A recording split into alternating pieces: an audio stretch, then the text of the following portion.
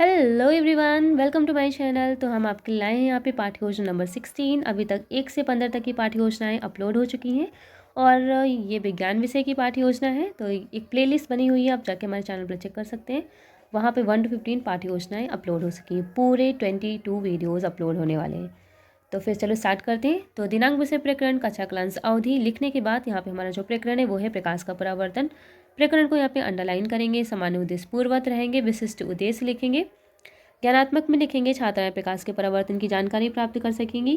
बोधात्मक में लिखेंगे छात्राएं प्रकाश के परावर्तन की व्याख्या कर सकेंगी। प्रयोगात्मक में छात्राएं प्रकाश के परावर्तन का उपयोग अपने दैनिक जीवन में कर सकेंगी। कौशलात्मक में छात्राएं प्रकाश के परावर्तन से संबंधित चार्ट बना सकेंगी या प्रकाश के परावर्तन को चार्ट के माध्यम से प्रदर्शित कर सकेंगी। हम दोनों लिख सकते हैं।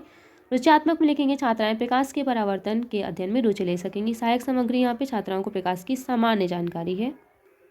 पाठ संगठन पाठन प्रविधि लिखेंगे।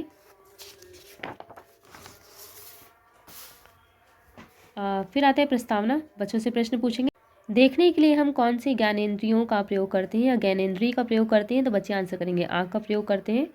क्या आप अंधेरे में किसी वस्तु को देख सकते हैं। तो नहीं। किसी वस्तु को हम कब देख पाते हैं, ये समस्यात्मक प्रश्न होगा। तो ये उसका आंसर हम उद्देश्य कथन में करेंगे। किसी वस्तु को हम तब देख पाते हैं जब उस वस्तु से आने वाला प्रकाश हमारे नेत्रों में प्रवेश करता है। अतः आज हम प्रकाश का परावर्तन या प्रकाश के परावर्तन के विषय में विस्तृत अध्ययन करेंगे। फिर आता है हमारा प्रस्तुतिकरण, क्रम संख्या, शिक्षण बिंदु, छात्राध्यापी का कथन, छात्रा क्रिया, शिक्षण विधि, ये सब कुछ टेबल बना लेंगे।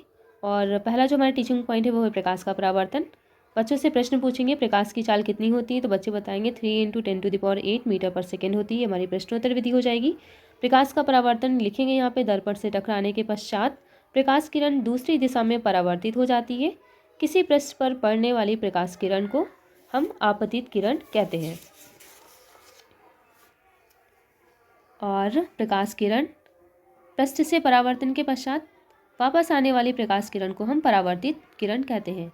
फिर हमारा दूसरा जो टीचिंग पॉइंट आता है वो है परावर्तन के नियम। बच्चों से प्रश्न पूछेंगे सूर्य के प्रकाश में कितने रंग होते हैं। बच्चे आंसर करेंगे 7 रंग होते हैं।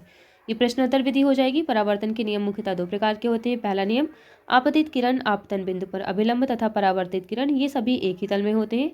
दूसरा नियम है आपतन कोण सदैव परावर्तन कोण के बराबर होता है। इससे परावर्तन का नियम भी कहते हैं। इसे स्नेल का नियम कहते हैं। Angle I is equal to angle are.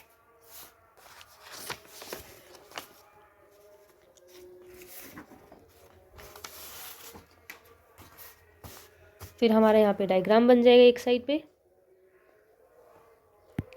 प्रकाश का परावर्तन दिखाया है। यहाँ पे 2 प्रकार का होते हैं, विस्तृत परावर्तन और नियमित परावर्तन। फिर यहाँ पे नियमित परावर्तन प्रश्न पूछ लेंगे, शीशे की मुख्य विशेषता क्या है। तो पारदर्शिता। तो यहाँ पे नियमित परावर्तन को बता देंगे। चिकने पृष्ठ से होने वाले परावर्तन को नियमित परावर्तन कहते हैं। नियमित परावर्तन द्वारा प्रतिबिंब बनते हैं। नियमित परावर्तन परावर्तन के दोनों नियमों का पालन करते हैं। फिर आता है विस्तृत परावर्तन। तो शीशे की सतह कैसी होती है। तो बच्चे आंसर करेंगे चिकनी होती है। यहाँ पे विस्तृत परावर्तन को डिफाइन करेंगे। विस्तृत परावर्तन को अनियमित परावर्तन भी कहते हैं। जब सभी समांतर किरणें किसी समतल पृष्ठ से परावर्तित होने के पश्चात समानांतर नहीं होती तो ऐसे परावर्तन को विस्तृत परावर्तन कहते हैं। विस्तृत परावर्तन में भी परावर्तन के नियम का सफलतापूर्वक पालन होता है। प्रकाश का विसरण गत्ते जैसे विषम परावर्ती पृष्ठ पर अनियमितताओं के कारण होता है।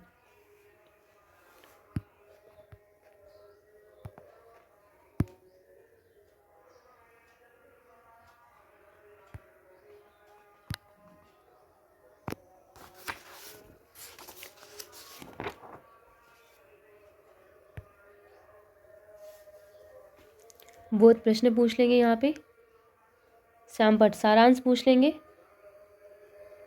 डालेंगे प्रकाश का परावर्तन, प्रकाश के परावर्तन की डेफिनेशन लिखेंगे, परावर्तन के नियम लिखेंगे। परावर्तन 2 प्रकार का होता है, विस्तृत परावर्तन और नियमित परावर्तन।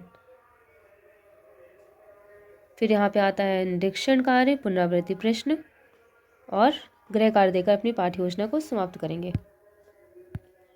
तो ये पाठ्य योजना आपको कैसी लगी कमेंट करके ज़रूर बताइएगा। मिलते हैं नेक्स्ट वीडियो में, तब तक के लिए गुड बाय।